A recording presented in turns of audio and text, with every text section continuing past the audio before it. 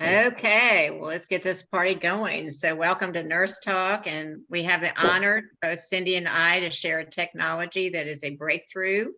And I'm also honored to have Cindy as my partner in doing Nurse Talk. And so I want to interview Cindy before we get started here. Not so she's got a wealth of information. So Cindy, I want to know how you heard about this technology. Well, I heard about it through a friend of mine in Mississippi after I left Mississippi when I moved to Tennessee. So she had posted something on social media that just really got my attention. So I reached out to her to ask her, what is this about? And so we had a conversation on the phone and she explained the technology to me. And in the past few years, I've really changed the way I've looked at my healthcare and my health, looking at more alternatives with medicine and healthcare and looking for more natural, holistic, non-toxic type avenues. So when she explained this to me, it was right up my alley. I thought, this is what I'm looking for. This, knowing there's no side effects, no toxicity, can't hurt you. That was a winner for me. So that's how I found out about it. I've been on it about 3.5 years now. Okay, so in your field, just tell us a little bit about your field of nursing and what do you see there? What do you see that your patients are dealing with? Okay. In the field of nursing that I'm in at the moment, it's hospice nursing. And with that, you can imagine the things you see. Lots of cancer, lots of heart issues primarily are the two main things that I see. It's really sad and really tragic. And my passion, and like you, Doria, too, is education and to try to keep people from going to hospice if we can keep them healthy. They're struggling with fluid volume overload with heart issues. They're struggling with metastasis of cancer that just goes from one part of the body to another. And sadly, some of them are not diagnosed till way late in their life, in the stages of the diseases. Same with heart issues or any other kind of issue. People may not go to the doctor as often, or what the doctor was doing was not curing or preventing, or it was just kind of masking the symptoms and treating the symptoms at that point. So they just continue to decline. If you don't get to the root cause, you're not going to get better. You're just going to stay or go downhill. So that's the things I see a lot of, and it just breaks my heart when I see people like that. Sure. What are some of the products that we have with our company that you think that would help them even in their last stages of their life? Okay. I think for sure the Redox signaling molecules would be the first thing I would do. And then, of course, the Renew 28 can help with different issues. And so you're kind of treating the inside of the body as well as the outside, kind of a double whammy there.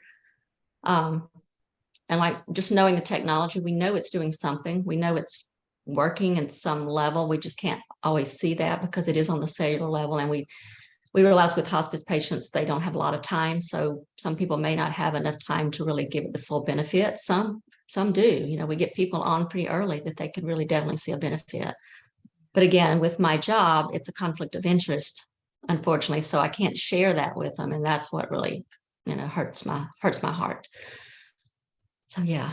Yeah, for sure. Yeah. So tell me, Cindy, personally, how has this changed your life? Okay.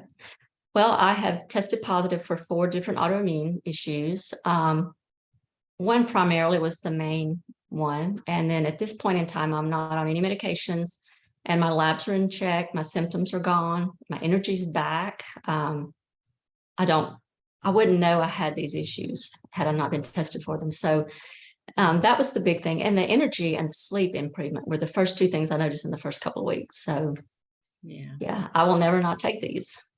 And so where do you see this going? I mean, what does that look like? Well, it's already worldwide. We know 33 countries. I think every household will know about Redox at some point because there are colleges and universities doing research on it. There are med schools teaching it. There are high schools that are teaching the technology. It's relatively new technology, I think 20 years, but that's considered relatively new when you think about it. It's going to change healthcare. Hopefully it will change some doctors, the way they treat patients as they learn about this technology and the benefits. Unfortunately, with our healthcare system today, everything is guided by metrics. And there's like a format. So if a patient comes in with this symptom, this is what you treat them with, or this is your protocol. So they don't have any freedom to veer off of that very often because it's driven by hospital and by politics. So it's very sad. It's not healthcare anymore, as we talked about, Doria. It's sick care. So Yes, yes, yeah. for sure. Yeah. Mhm. Yeah, I can kind of relate that too. Of course, I'm in a hospital setting or I used to be in a hospital setting. So case management and just like what you were sharing about with the matrix, and it's unfortunate that doctors can't think for themselves. They have to look at these guidelines to see how they treat their patients, and but I think what was disheartening for me is giving patient or medications out to my patients, and they were getting like maybe between, no lie, up to 10 medications at one time. And I think in my last few years of nursing and going to the bedside and giving out medications, I think just something came off in my head, thinking like, what am I doing and how am I helping my patients here? Because like you said, all we're doing is treating symptoms, and you give one medication and then that medication causes a side effect, and that medication. And so it's just a kind of like a domino effect. So, as nurses, it's so important that we can be a great advocate to our patients, but yet our hands are tied a little bit, especially if in that hospital setting. But that's why it's so important as we come on this evening to share about this technology, is that if our hands are tied and we can't talk to our patients that are in our circle of influence, hopefully we can, impact those people that come, that come in contact with us every day. So thanks, Cindy, for sharing that. I appreciate it. Sure. Yeah. Doria, what have you noticed with your position in healthcare? Yeah, so for me, I wasn't looking for this, and because I didn't deal with any health challenges, and a very good friend of mine shared this with me, and like all of us, we had a trusted friend that we thought, okay, we'll take a deep dive and see what this is. But I think what was exciting for me is that as I looked at the science of it, going to PubMed and ASEAScience.com, that this is non-toxic and it works at the cellular level. What's out there that is non-toxic and works at the cellular level? Not much of anything, and everything that I've ever given to my patients always had, many side effects. But so, I just decided, I would do this more for preventive, because I have, some health challenges on either side of my family. My mother's family died of bad cells, and my father's side of the family died of heart health issues at a very young age, So I thought, I'll just get on this for preventive. But the weird thing is I didn't realize how bad I felt until I got on the product. I didn't, I think as a nurse working 41 years, it's just nature of the beast. You're going to have this discomfort. You're going to have knee discomfort, back discomfort. You're not going to sleep. You got high stress levels, and so when I started taking the product, like you said, in 3 days, I was able to sleep through the night, 8 hours through the night. And that hasn't happened in 40 years, and then my discomfort went away. I would say that took probably, you're thinking, how long did that take? Probably about 30 days, maybe 45 days, but I'm 66 years old and I'm still working, thankfully, because nursing's a ministry to me. So I want to continue working and helping people. But like you said, I'm never going to go off this product. I'm going to, continue taking it. I'm going to continue sharing it with as many people as I possibly can. Doria, there's one thing I forgot to say at the beginning. So we do need to say our disclaimer that redox molecules do not diagnose, treat, cure, or heal any disease. They just basically give your body what it needs to help itself heal by increasing the cellular communication throughout your body. So that being said. Yes, thank you. All right. Well, Doria, do you want to go ahead and introduce Norm with his testimony? Absolutely. What an honor. And I have a long bio here. So I tell you, Norm, you can fill in where I leave it out, but you're just an incredible man with such heart. I heard a lot of heart in your bio. So Norm, you live in Connecticut, correct? That's right. You're a father of 2 beautiful daughters, a grandfather of 2 young grandsons, and you are currently taking care of your 90-year-old mom, correct? That's You're a right. caregiver for her. Okay. And then your educational background is been in mechanical engineering and architecture.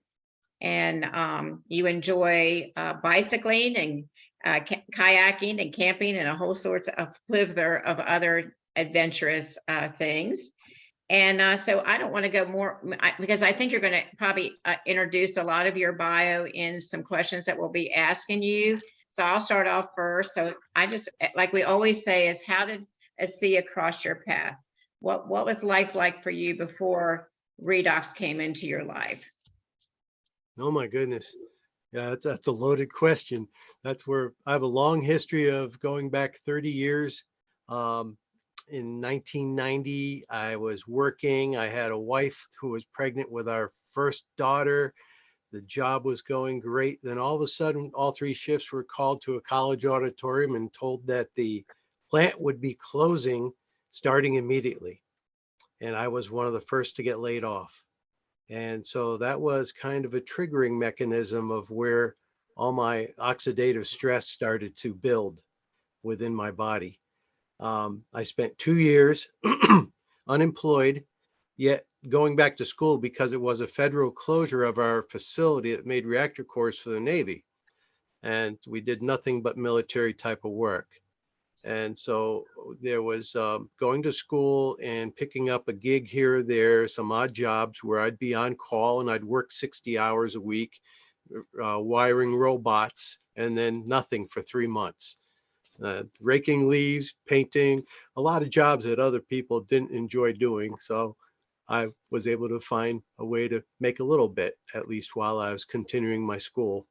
Once the degree came along, we had to make the decision of whether we stayed here in Connecticut, which would have been crossing over a lot of different bridges in the winter time and driving at least an hour from where I lived, versus moving my whole family, including the new grandchild, down south.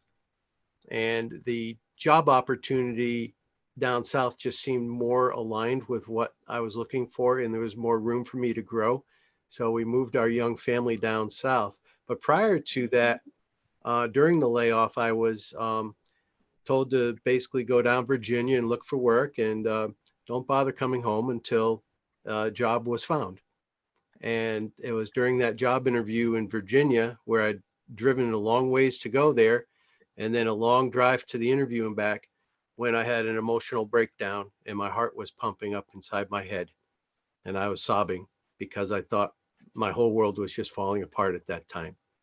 Ended up coming home that night, 14-hour drive back to Connecticut with pain in my groin and not knowing what was going on at the time. Got misdiagnosed and given some anti-inflammatories. And over the weekend, I didn't want to bother the doctors. It was a holiday weekend. And finally, I called them up and I said, my legs are all swollen. They're red and hot, and I'm not breathing too well either. I feel like I'm having some tightness in my chest. And the doctor said, it's not the medicine. You need to get into the hospital right away. And if you're positive, don't even go home to pack a bag. And so this all started at basically 30 years old. And we went on some medicine because nothing was found to be the cause. And they said, we'll do this medicine for a year and then you go off the medicine and everything will be fine. So I did this medicine for the year and I ended up moving to North Carolina. I'm starting my brand new job and everything was going great. And then all of a sudden I felt that pain in my groin again. And I just said, oh no, I know what this is. And I immediately made the phone call to make arrangements to go to the hospital and go get on this particular liquid IV medication that will dissolve the clumps that were forming in my blood.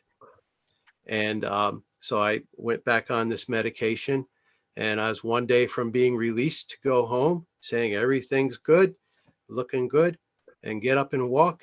And I did. And when I came back to lay down, all of a sudden my toe started hurting me. I pulled my sock off and my toe was black. And within just a few hours, it was halfway up to my knee where the skin had started turning black.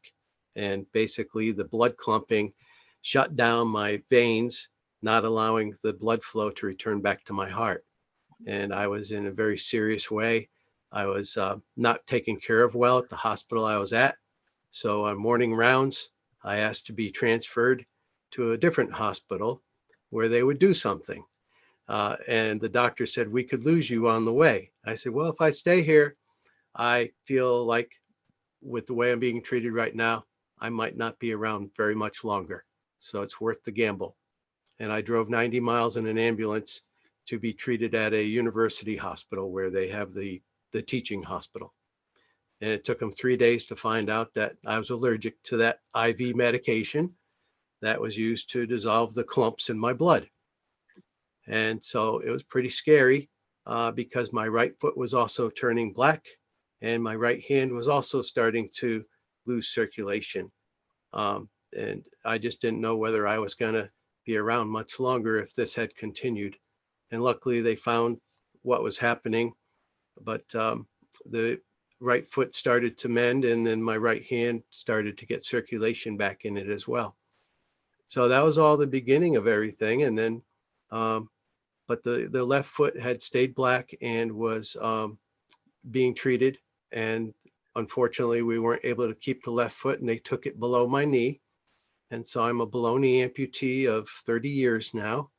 I went through 3 surgeries to try to heal. And one of them where I'd gotten home for less than a day where I had 103-degree fever. And I ended up having to call the doctor up and say, hey, I don't feel so well. And the type of infection that you get in your throat ended up being in my leg. And it could travel in the blood and kill me. So I was in the hospital for another 10 days on very heavy antibiotics in order to try to take care of that situation. So it was touch and go for a while, but I made it. It was 10 months between wheelchair and crutches, and I had to learn how to stand again, how to walk again, how to do everything again. Luckily, my job at the time, I was brand new. I had a human resource guy with the word human, which it's hard to find that nowadays. And he said, there's nothing in the book that tells us how to treat this because technically you don't have short-term, long-term, any type of disability. Vacation pay wasn't there. I had nothing as far as a paycheck technically, but he made things happen to make sure that the paycheck never stopped coming. And he even gave me books to read at home while I was on the mend. And then we ended up going back to work in the wheelchair part-time and just taking time off for my doctor appointments while I was on the mend.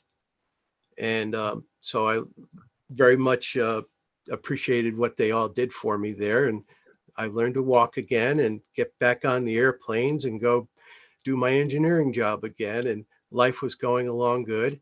And then a few years down the road, these blood clumping problems came back again. And it was while I was on a medication that was a pill form to keep the blood from clumping, but it clumped anyhow. And it shut down my lung capacity to where I was about 80%. And I was turning very gray. So it was not very good. And back in the hospital again on something to try to dissolve the clumps that were going on. So I'm very lucky that I'm here having this conversation with you. Further down the road, the blood clumps attacked a portion of my heart. And so a portion of my heart ended up dying and losing some capacity of the heart. Luckily, I made it through that as well. So there's all this stuff dealing with the clumping of the blood, and no root cause as to why it happened, and just a matter of treating with medications to keep the blood running smoother in my body. And then I just continued on with different engineering jobs, on and off through layoffs and everything. And stress kept on building. The marriage kept on getting harder and harder at that time because of all the layoffs and the financial losses during those layoffs that occur. So meanwhile, I was just, continuing to have a lot of pressure build up inside of me emotionally. And, where it was making me have other issues with wounds that would constantly appear on my good foot. So I went through and learning how to do my own wound care up at this university hospital that had done the amputation. Um, they taught me how to do a very good job taking care of my wounds. And I was able to save my right foot and keep it for these 30 years. And just recently had some more of those wounds close up, which are smaller now to deal with than they were in the past. And I've seen a lot of improvement over the years. I started changing my diet, looking and learning more about organic foods and what not to eat, what not to drink.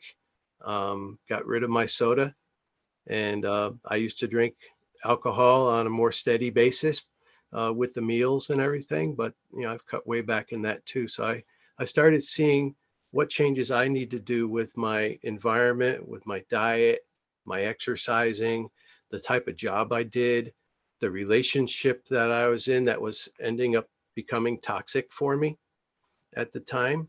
And all these things changed over the years. Um, Ended up, oh my gosh, uh, running into this gentleman named Shane, who is on our program tonight. And we're learning how to drink good water, really good, healthy water that has almost the same similar properties that can go into the cells to clean the cells out and remove the acid waste. So that way everything works better in your cells. And Shane and I became friends. And I ended up moving back north to take care of mom and dad when my daughter called me saying that she had some major issues occurring.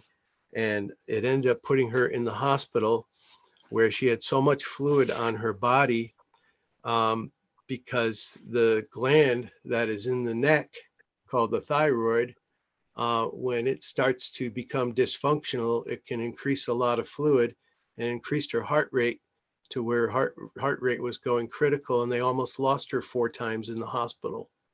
Um, she was calling me with a knee issue where the knee had inflammation, and she was crawling up 3 flights of stairs with her groceries and crying to me saying, "Dad, they're turning me away from the hospital. They won't give me pain medication for this condition of my knee. And I really don't want to be here anymore. I think the world would be, I'd be better off um, without what I'm going through right now." She was so in a dark place. And I said a prayer, and about less than a week later, Shane called me and asked me if I knew something about ASEA. And I was like, oh my goodness, I heard about this before. And it was not the first time I've heard about it. And so I knew that a prayer was coming to being answered for me, and that my friend was basically the messenger, carrying the message to say, Norm, this is what you need to help your daughter.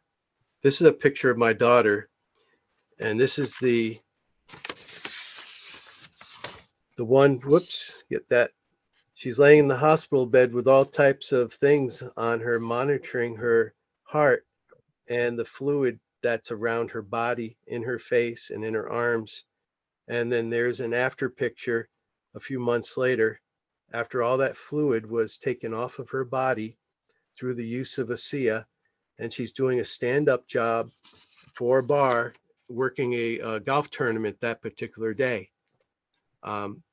This daughter of mine is now 30 years old and running and exercising with her dog. She's working a job at a restaurant on her feet all day long. So the knee is behaving itself now. And she still has some issues with that gland in her throat because they had to do some type of radiation treatment on it in order to make it so that she's now having to take a pill to regulate the hormones that it's needed for the body. So that's one of the conditions where she still has to bounce back and forth with that. But I've got my daughter back because of being called by Shane about the ASEA. And that at the time was my biggest worry and my biggest concern anytime a child is ill and severely ill and being treated that way at an emergency room and being turned away. um, a parent never wants to hear that call. And so I was just, my heart was broken for her, but I'm so glad that I've got her back now. And then I thought about myself and my conditions, and I said, I better get on this product too, because I want to be better. I made some good steps with getting rid of soda and eating better, but I still wasn't quite where I wanted to be. The wounds kept on showing up on my foot, and they take a really long time to go away. And after starting the ASEA, the size of my wound went from a nickel or a dime size typically, which took several months to go away, to where they're the size of a number 2 pencil eraser, and they're very shallow. And usually within a couple of weeks, I can do my own wound care, don't have to bother making the appointments, and keep it nice and clean with spraying the ASEA on it with its antimicrobial uh, part of it. And then I can put my silver bandage on it. And I don't have the discomfort that these wounds are usually very, very excruciating, to the point where I couldn't stand up one day to brush my teeth at the sink. That's how bad it was. So I found that I'm able to manage these a lot better, to be able to care for my parents and now my mom. And life keeps on rolling, and I'm able to do all the activities that I want to do. I'm doing more activities, and Darlene, who's on here, was kind enough to gift me with a downhill skiing lesson as an amputee that I hadn't skied since before I lost my leg. We learned how to ski again, and it was a fantastic time. So I try to encourage all the amputees out there, um, to not give up and to work on getting themselves better. I ran an amputee support group for 9 years, and I ended up leaving the engineering field and the architecture field and working in the prosthetic and orthotic field for 9 years, because work just was so unsteady in those 2 other fields. But then the prosthetic field, with rules and regulations being changed, insurance is cutting out different programs, and mastectomy care was getting harder to justify with insurance, along with the diabetic shoes for people that need them in order to prevent amputation. They're having a hard time buying the other shoe for the good foot. And they started having layoffs in my field. So even a prosthetics field started having financial losses, and layoffs occurred. My hours were cut to part-time. So when mom called and they needed my assistance up here, it was kind of a no-brainer that I needed to come take care of them. And now Darlene and I, we are very much excited to be with this company, since Shane introduced it to us. And I have hope for my family. I have hope for my future, both for physically, mentally, and financially moving forward. Because of all those jobs I've had, I lost my sense of financial security along the way, and not trusting, even a large corporation where the CEOs make millions of dollars, yet we as an employee are affected by these layoffs instead of them trying to manage things better. And, we're doing our job, but we still get penalized. And so I didn't know where I could go that I could have a secure financial future. And I know that through sharing these products with other people, that financially this is going to help me to recover as I go into my retirement years. Living off of Social Security is, not a woohoo, it's it's barely enough. So I see the ASEA and helping people, and I'll keep on sharing as long as I live, and I'll be drinking the product as long as I live as well, and just sharing the news with other people. That's awesome, Wow. Lauren. What an incredible testimony and what an inspiration you are, and just a tenacity that you had to keep on, going, because I've taken care of patients in the past who didn't have that inner force to, keep them going. It's amazing. Let me ask you, how many, so you started taking the redox signaling molecules. How much were you taking? Initially, because I was splitting my mycia with my daughter, so my daughter would get a case and then I would get a case. So I was only taking the standard amount of ASEA, the 2 ounces twice a day. But after 30 days, I ended up kayaking on a day when a hurricane had passed through to Nova Scotia, and the bay was pretty upset that day. And there was about 2.5-foot waves out there. And I went and kayaked on them anyhow, and it was a lot of fun. And I felt like I was cutting through these waves like they were butter, where usually that's kind of a struggle when the waves are that rough. And when I came back to the car and picked the kayak up and threw it up on the roof, I'm like, I shouldn't be feeling this way, because usually it's a struggle after paddling in something like that to get this kayak on top of a car. It's about 60-pound kayak. And I was just like, oh my goodness. And I stood there for a second. I said, I feel like I could go do this again. I didn't, and the next day, I didn't feel achy, where normally when you do a physical workout like that, the very next day or a couple of days, actually, you feel kind of sore. Like if you go to the gym and do a workout, you're not supposed to work that same group of muscles the next day. I have an interesting story where, moving forward with the Cell Performance products that came out last May, I started taking them and my waist size started dropping to where I had to go get some new pants.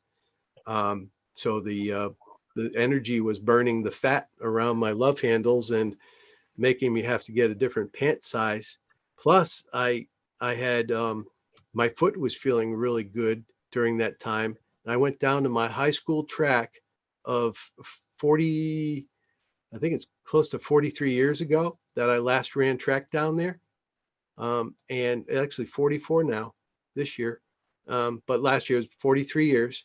And I stood on the track with just a pair of sneakers and some shorts. And I sprinted down 110 meters at full blast. I finally have a prosthetic leg that stays on me and doesn't fall off. So that was a good factor too.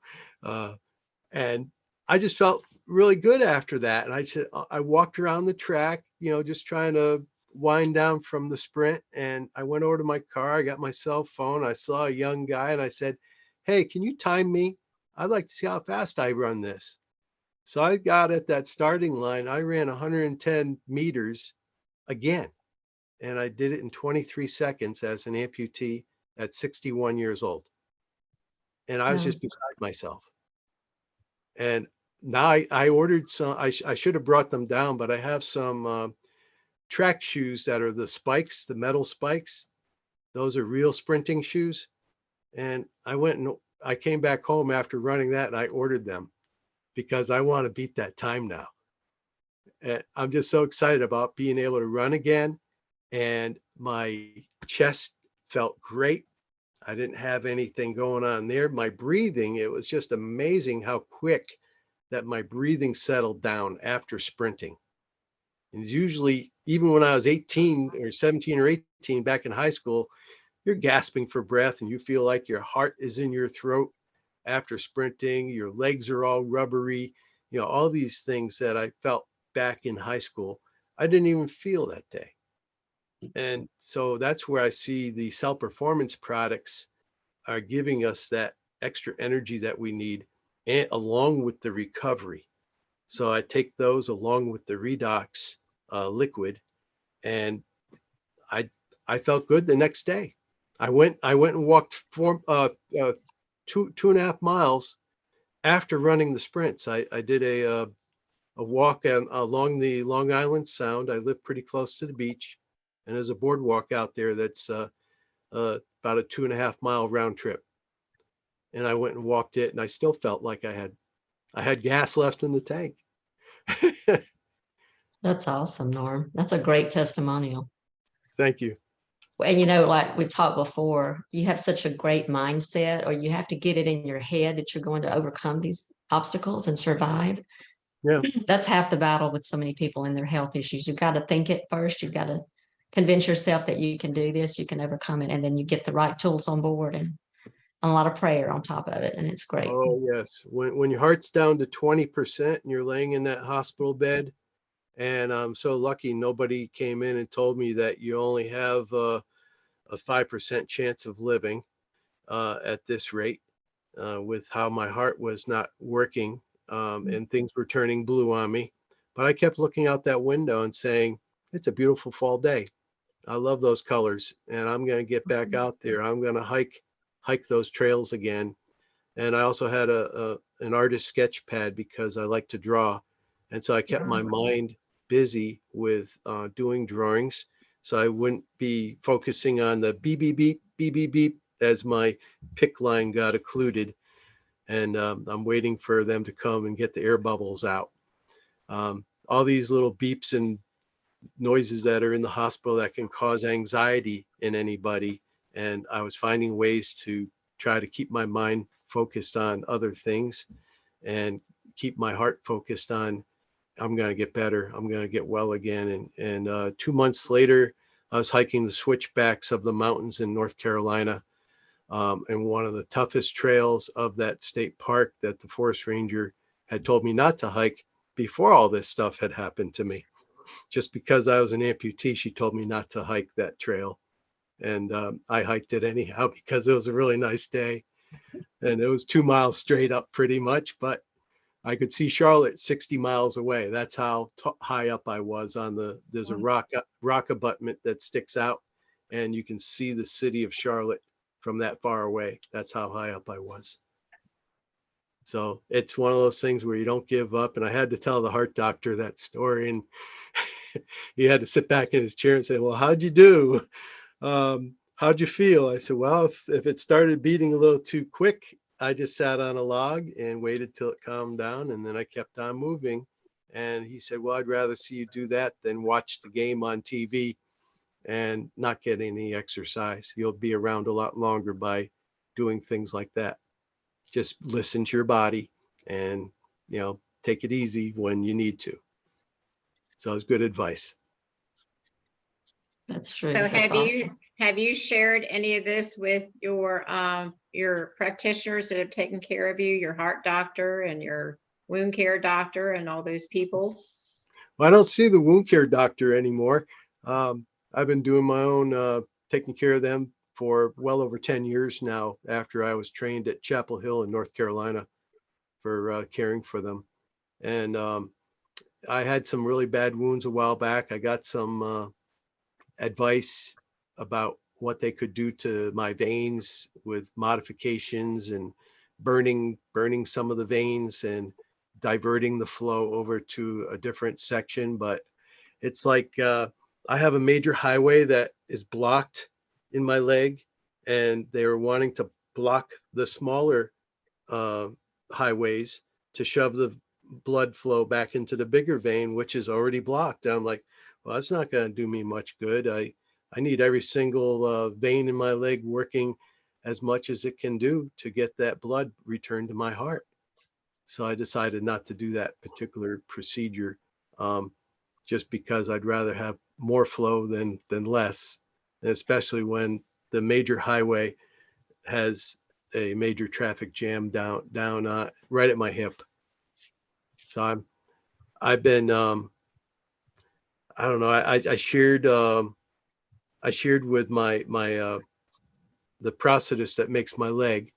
He wants to videotape me doing a run for his business, because he does the molding of the prosthesis is done by a 3D printer, and they scan your residual limb, and then they do some modifications on the computer, and then they send it to the printer. And I've had very few modifications done on this particular socket, that enabled me to be able to not be in discomfort, to be able to sprint down that track the way I did. So I'm very grateful for the workmanship, because a lot of times us amputees, we have a very poor fitting leg, or in my case, I had one that was falling off after 3 times of them trying to fix it. And I fired that national company that had made me a part-time employee. I said, that's it. 3 strikes, you're out. And so I chose not to use them anymore for making my prosthetics, because they just wouldn't listen to me as a customer, to say how they could improve upon the design so it would stay on adequately. And it was a very expensive leg. It had battery powered suction and all these other heavier devices to make it hold on to me. They can make a prosthetic with a $5,000 foot, but if it doesn't stay on your leg, what good is it? And so that's where I lost confidence with not being able to go hiking. So Darlene and I got some hiking on our list for this summer, to get out there and get some hiking on the trails again. So we're excited about that. Yeah. That's awesome. That's awesome. If we want to, Dory, did you have any more questions for him? No, I'm just so inspired. Does anyone want to open up and ask Norm any questions? You can unmute or raise your hand, whatever. Unmute would be easy if you want to do that. Norm, I have a quick, I'm Go sorry. ahead. You go ahead. And you may not know this, Norm, did they ever tell you what your heart, I'm trying to get the words right, what your ejection fraction was? Did they mention a number like that in your heart? 20.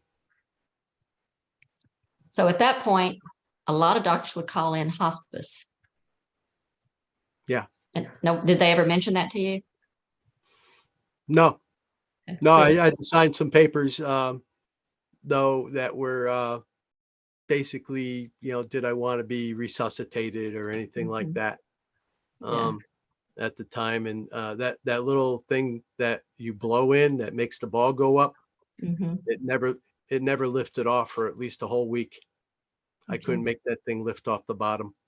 Okay. And by the time I left, I was pegging it. Yeah. So Well, for people that don't know, the ejection fraction is how well your heart is functioning, and normal ranges for that usually range between 40 and 60%, and you were at 20. So that says a lot for everything you've accomplished, Norm, with your mindset and with these molecules, I believe, and anything else you may have added into that as well. yeah. Awesome. Yeah. No, You're very blessed. We're glad you're here. thank you. Thank you. Yeah. I think when I first shared that with you, you turned white. You got a little gray in the face, and Yeah. you're just amazed that I was standing there talking with you. And I don't know how I made it through. I was an experiment. I could see in the infectious disease doctor's face that she had lost hope on me.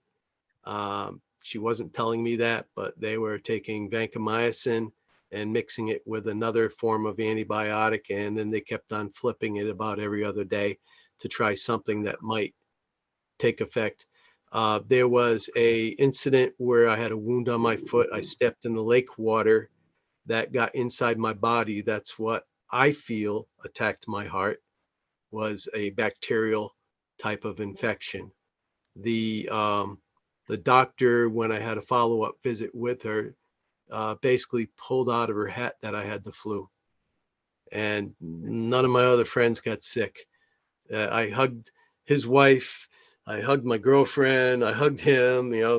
I was with all these people close, and nobody else got sick but me. And I knew that my wound was covered that day, but I was kayaking.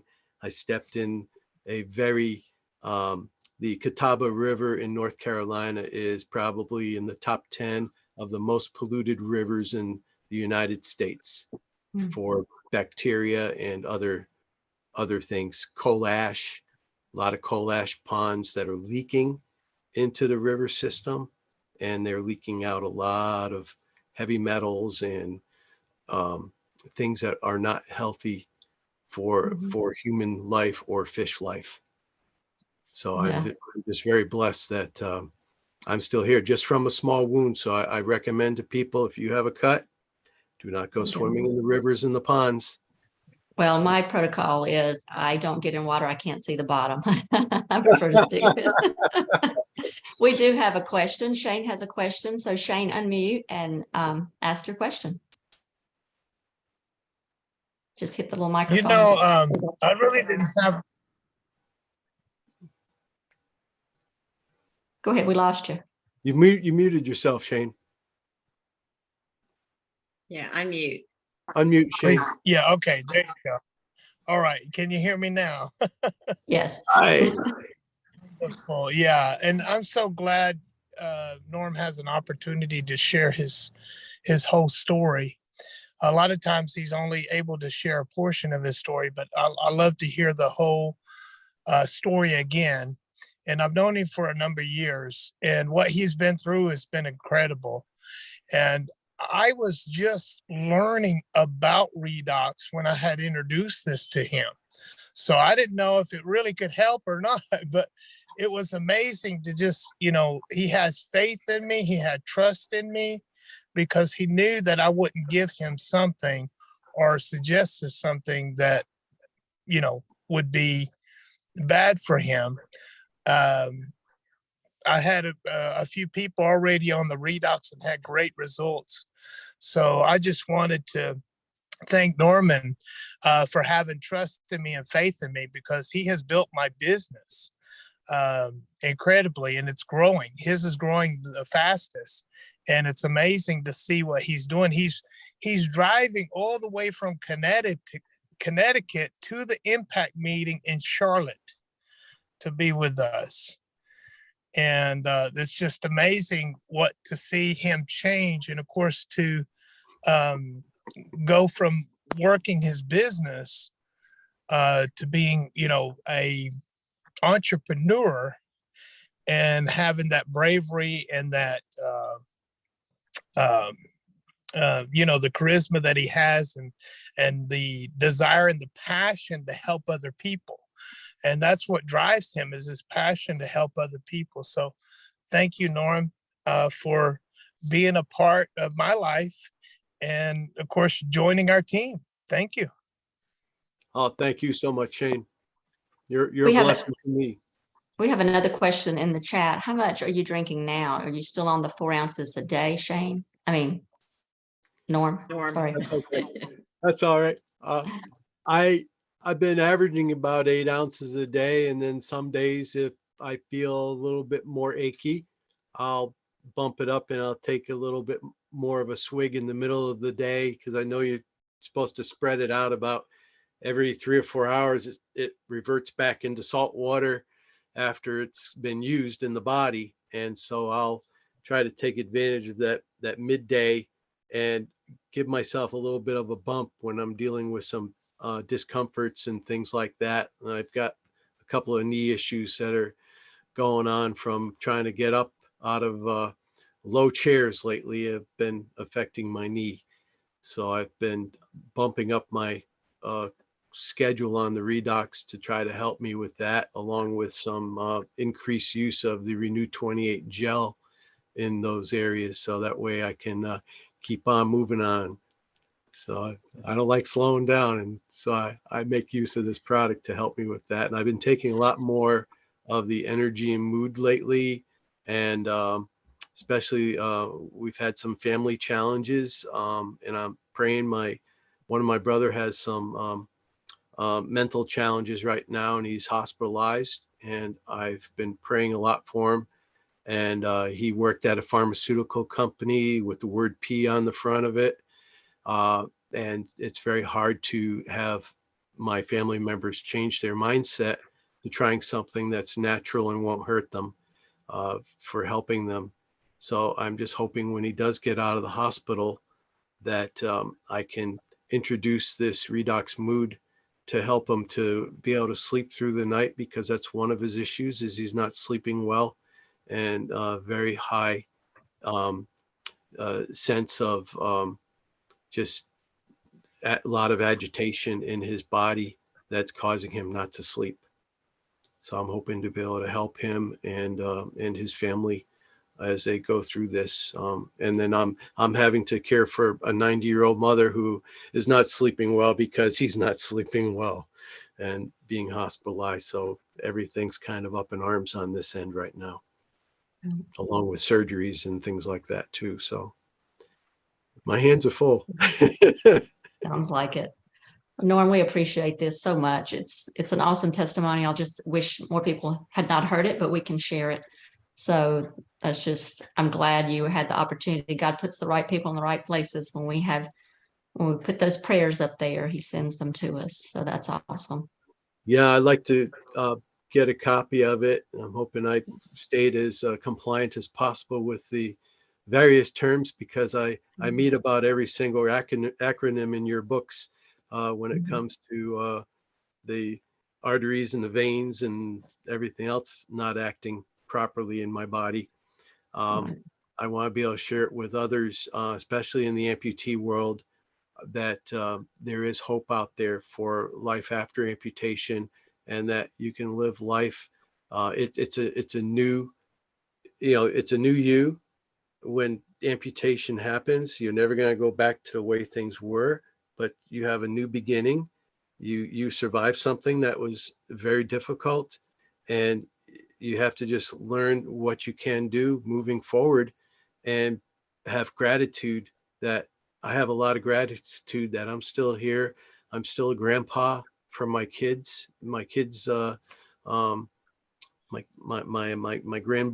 grandchildren, and I'm still here with my daughters, trying to be a dad. There's a whole lot of gratitude and being with a wonderful lady like Darlene, where we can go through life and sharing love with others and our compassion about the ASEA. So thank you, ladies, and thank you for what you do very much. What you do as nurses, what you do for this program. I honor you. I know that what you do at your jobs must be very difficult. I was one of those patients where I could see the amount of work that I was to the nurses, and I was in tears. I was crying because no sooner did they clean me up when I had to be cleaned again. And when I was in the critical care unit, and they just said, "Hey, this is just our job. This is going to happen. Don't worry." They reassured me. They gave me comfort at a time when I just felt so bad. I just felt so bad, and I just needed somebody. I had somebody hold my hand half the night because it was a slow night for her, and I was scared because they put me in the big C unit, not knowing if I had the big C, and they were doing spinal taps on me. Wow. So he held my hand and helped me calm down during that night. That's awesome. Yep. That's awesome. I do want to clarify, maybe I should make something clear with what I said earlier. When Doria asked me about my patients and what I was seeing and would it benefit, I did mention some diagnoses, some diseases like cancer and heart diseases. I'm not saying Redox would have cured that. I'm just saying I feel like they would have benefited from being on this product in some way. So just want to clarify that and make it compliant. Yep.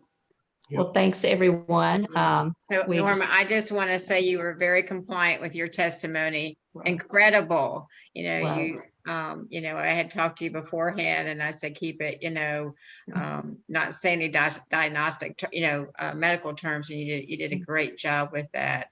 And the beauty of that is that people, as Cindy shares this and we get it on YouTube, people that are not medical and don't know those terms are gonna identify with that, everything you just said, So we're not going to show the Real Redox results video tonight, but I think we need to make a mention of it if we are going to share this on YouTube, that realredoxresults.com with the password Redox. And what we're talking about is a gift of hope, ASEA, and it is a gift of hope. And I'm so thankful that Shane, is that his name? Shannon. Yeah, reached out to you like you did, because you just never know. And I think as all of us, like Cindy always advocates about how important it is to share it with everybody that comes across our path. You don't know who needs it, so thank you.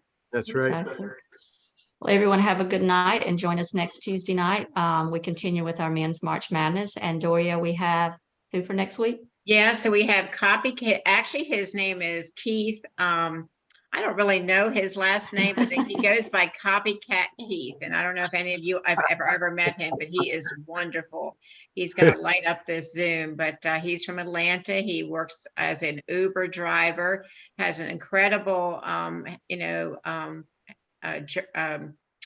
I would say financial breakthrough of how this has helped him. And also he's had some various health challenges. So I think you'll really enjoy him next week. We hopefully will see everyone there and invite your friends. And we appreciate everyone coming tonight. Thank you. Y'all have a great night. Thank you, Cindy. Blessings Good to y'all. Thank you all. Thank Have a great you. night. Good night. Good night.